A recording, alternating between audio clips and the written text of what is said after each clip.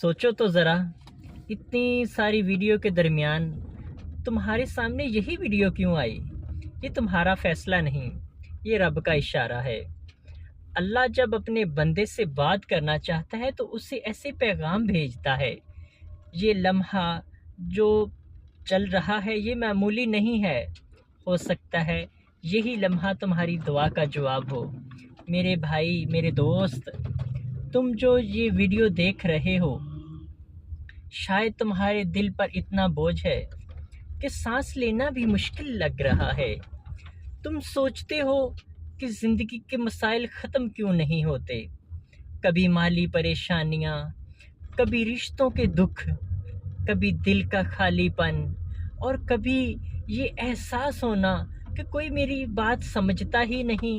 شاید تم ان میں سے ہو جو رات کو سونے کے لیے لیٹتے ہیں لیکن نیند نہیں آتی، کیونکہ دماغ میں ہزاروں سوچیں چل رہی ہوتی ہیں۔ دل دھڑکتا ہے لیکن سکون کہیں نظر نہیں آتا۔ ذرا ایک لمحے کے لیے رکو اور سوچو، کیا یہی ساری ٹینشنیں تمہارے قابو میں ہیں؟ کیا واقعی وہ سب کچھ جو تم سوچ رہے ہو تمہارے ہاتھ میں ہے؟ نہیں، حقیقت یہ ہے کہ زیادہ تر چیزیں تمہارے اختیار میں ہے ہی نہیں، لیکن پھر بھی تم ان کا بوجھ اپنے دل پر رکھتے ہو، اپنے دماغ کو بھاری کرتے ہو، اپنے روح کو تھکاتے ہو۔